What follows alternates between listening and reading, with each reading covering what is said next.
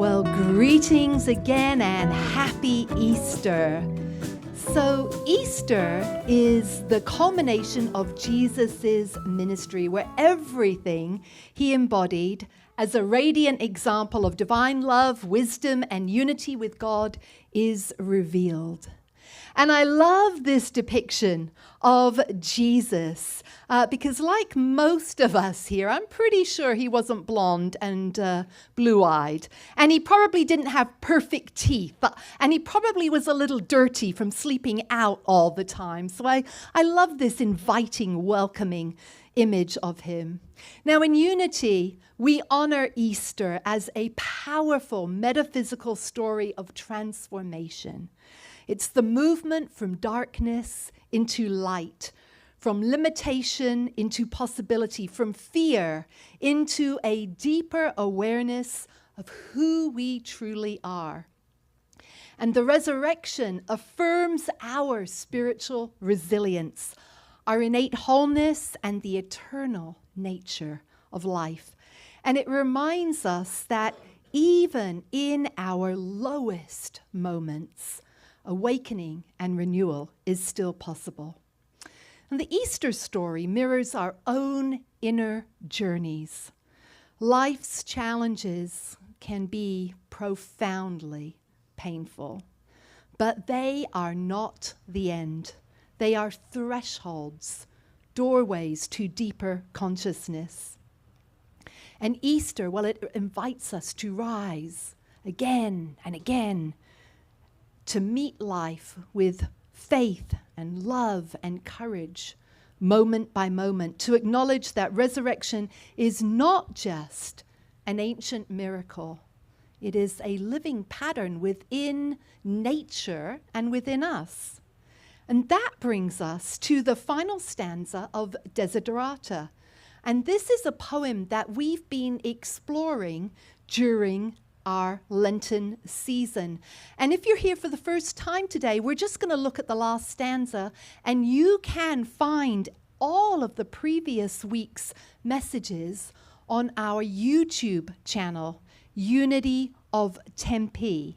And I encourage you to find those there. So today, as we celebrate Easter, we're going to turn to the last stanza because it aligns beautifully with the heart of the Easter message. Identity, belonging, inner peace, and the courage to rise into a new way of seeing. So we're going to take a look at it. You are a child of the universe, no less than the trees and the stars. You have a right to be here. And whether or not it is clear to you, no doubt the universe is unfolding as it should. Therefore, be at peace with God. Whatever you conceive him, and I added her. It only says him in the text, but we added her. Whatever you conceive him or her or they or whatever to be, and whatever your labors and aspirations in the noisy confusion of life, keep peace with your soul. With all its sham drudgery and broken dreams, it is still a beautiful world. So we're going to go through this as we've done before, line by line. So if you're here for the first day, it's fine. You can follow along just with this. So the first line is, you are a child of the universe, no less than the trees and the stars. You have a right to be here. And beloveds, this is the truth. You belong. Every single one of you belongs. You are not an accident. Your existence is intentional. That's so deep. You are not an accident. Perhaps the way you got here by birth was, like me, a little bit of an accident, perhaps. But you are not an accident. And from a unity perspective, the Easter message is the revelation of divine identity, the Christ nature within us that cannot be diminished, lost, or argued away by fear or comparison. Jesus lived from the awareness that every person carries the same divine spark he did. His message was not worship me, but wake up to what is true of you. Wake up to what is true of you.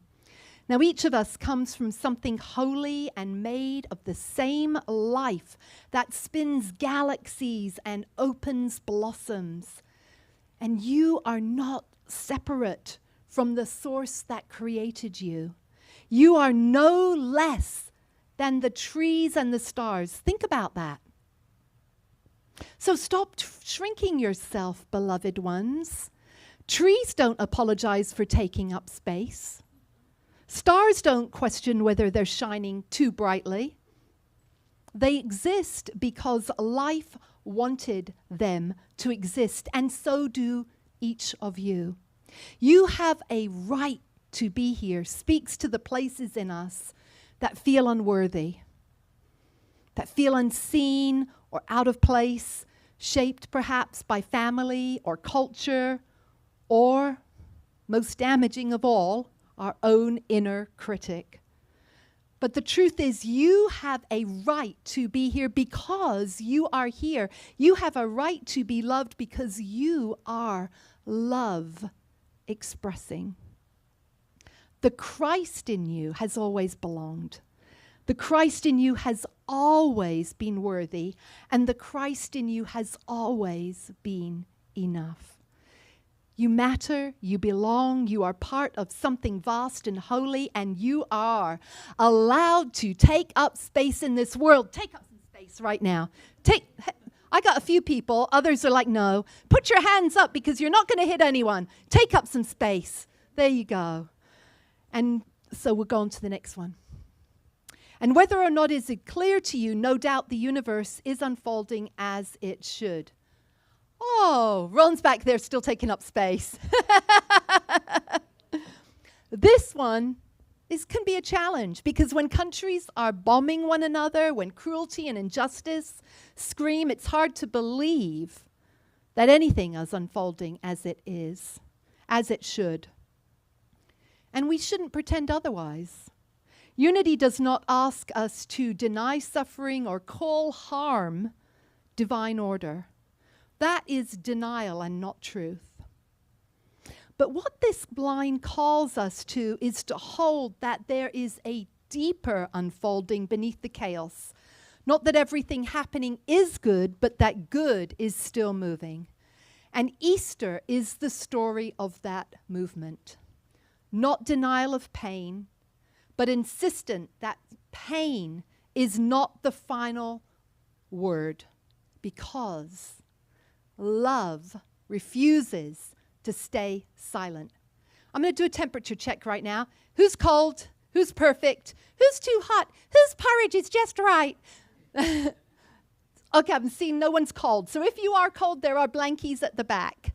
And Andrea can assist you right there at the very back. All right, brilliant.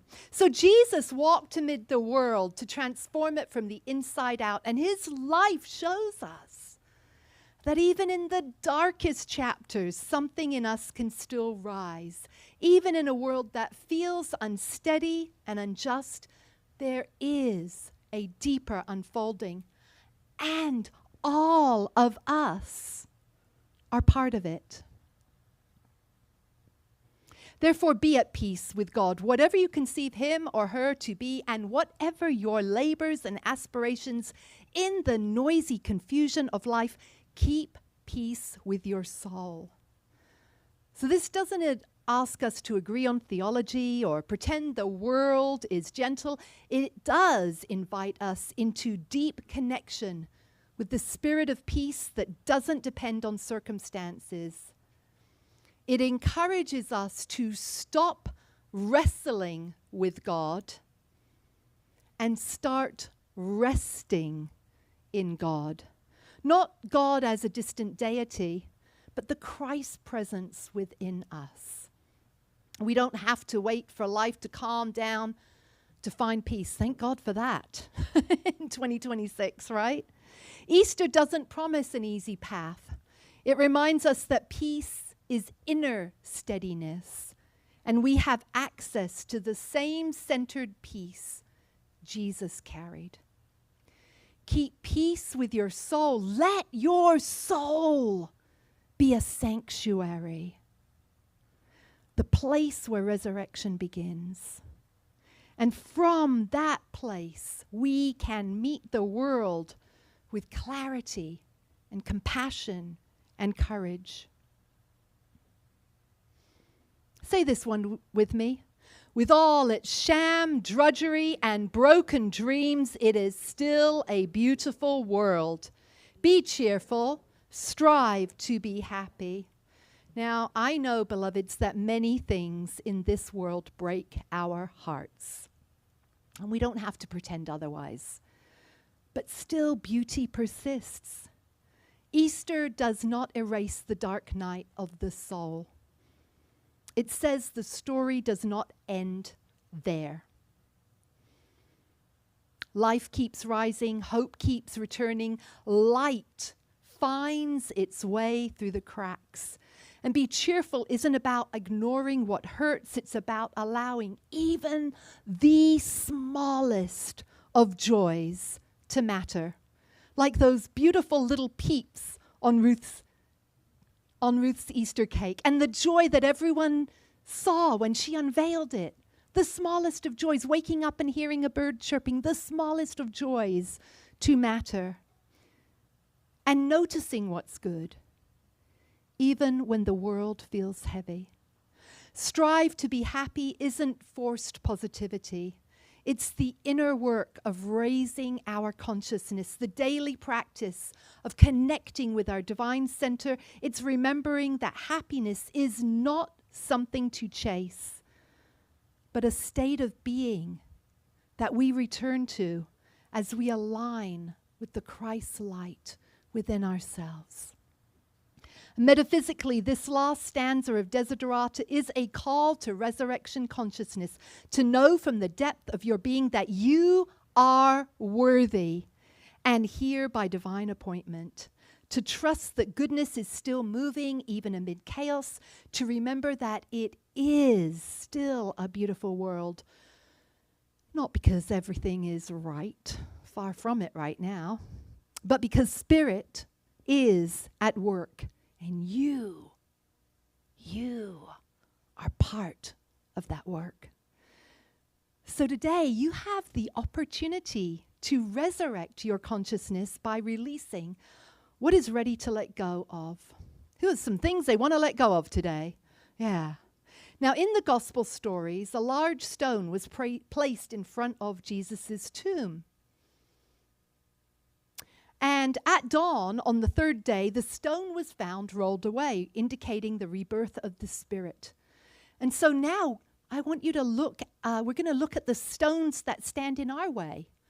Stones of fear and discouragement and resentment and unforgiveness and anger and unworthiness, and we could go on here. And these obstacles may not be made of stone, but they can feel just as massive. Unity minister and author Eric Butterworth said, "The great Easter truth is that there is a principle and a process of wholeness within every person. And thus an empty tomb of Easter morning says you can become what you innately are. And this innateness of you far transcends anything you have ever conceived of in your wildest flights of fancy. There is within you a person of stature, of genius, of mastery, struggling to be released." Who feels that? Struggling to be released. Yeah, Ron's like, I feel it. I feel it. Struggling to be released. And if you get into the spirit of Easter and let it happen to you, you can believe that every stone of limitation will be rolled away. And so this morning, as is our sacred Easter tradition at Unity of Tempe, we will roll away any stones in our lives that are preventing us from shining our resurrected Christ consciousness.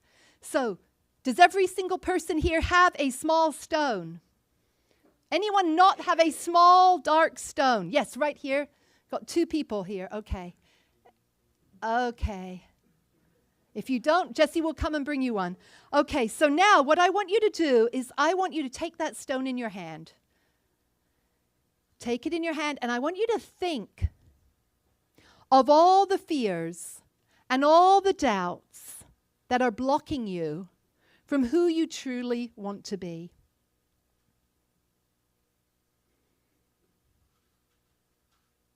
And now think of anything that is burdening you. And there could be a lot this year burdening you. And I imagine you placing all of those concerns into the stone. And you might think, oh my goodness, this little tiny itty bitty stone, I'm going to need a bigger stone than this. I'm going to need that boulder right there. But you know what? That's what visualization is for. So imagine it in your hand getting as big and as heavy as it needs to get. Could be weighing you down right now. And that's okay. Put them all in there, into your stone, all your concerns, all your anxieties, all your fears. And in a moment, row by row, we'll begin with the first row. You're going to come up and you're going to drop your stone in a dish filled with water that Joe will be holding. And then you're going to walk to me. Oh, and as you do that, you're going to see every one of those concerns, all of those doubts, all of those fears released and cleansed. And then you're going to move to me, to the next dish that I'll be holding, and you'll get a clear stone. And this represents your commitment to your resurrected Christ consciousness. And you'll also pick up, as you go walk to the end, you'll pick up a affirmation from Sharon. And that will be the perfect affirmation for you. Now, you might get 2 affirmations. If you know that you get 2, drop one back in again. I know it will be the perfect one for you. And then in silence during this process, you're just going to return to your seat quietly and stay in this sweet space of meditation until everyone is complete with the process. And this is a hugely, so I invite you to really get into this, really feel all of that stuff in your stone. You want to give it up. Who wants to give it up right now? All right. So I'm going to invite Sharon and Joe to come up to me first.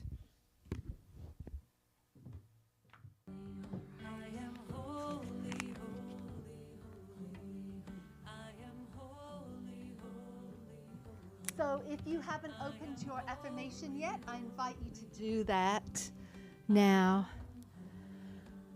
I know you got the right and perfect one. And if you're like, no, it's okay to fold it up and take another one afterwards. If you're like, this absolutely is not mine. But if you're like, yeah, who got the right and perfect one for them today? Who's like, no?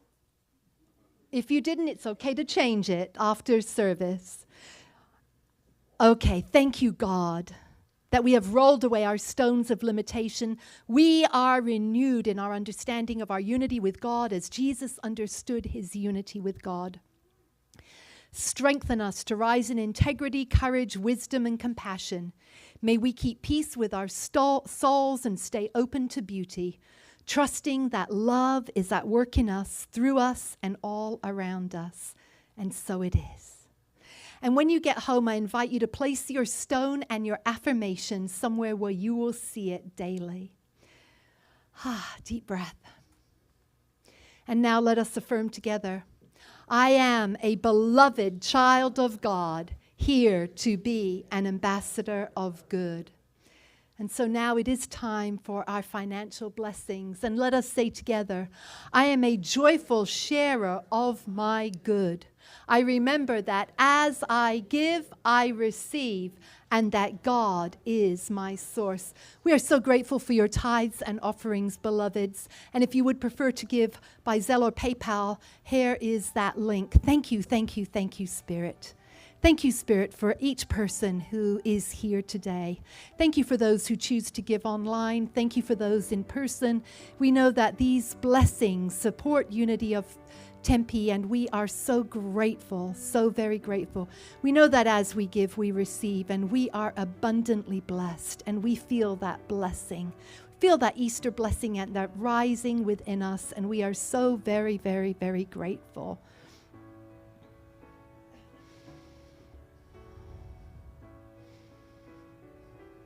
Thank you for these gifts. Thank you, Spirit. We bless the giver, we bless the receiver, and we bless the stewardship of their use in the right and perfect way. We are so grateful, Divine Spirit. We bless the abundance in our own lives, and we are grateful. Thank you, thank you, thank you. Thank you, Ruth and Karen.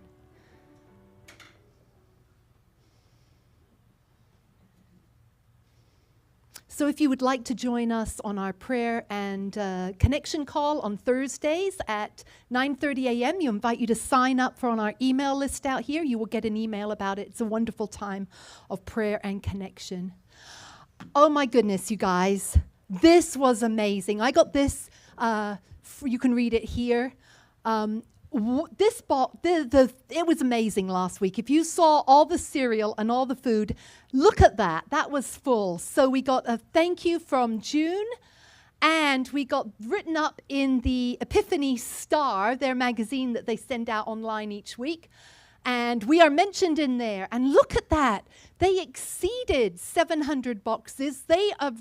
It's incredible. So thank you. Give yourself a round of applause. Everyone who brought in anything. I know a lot of you did. So thank you, thank you, thank you. They well exceeded that, and it is amazing. And any Sunday, you can bring in food for Matthew's Crossing Food Bank, and those are appreciated. We do a big drive at the end of the month always. Let us affirm together, the light of God surrounds us. The love of God enfolds us. The power of God protects us. The presence of God watches over us. Wherever we are, God is. All is well, and we are grateful. Oh, I put the old one in there today. It's Easter. So blessings and love to those of you watching online, and we do hope that you would be able to come and join us in person very soon.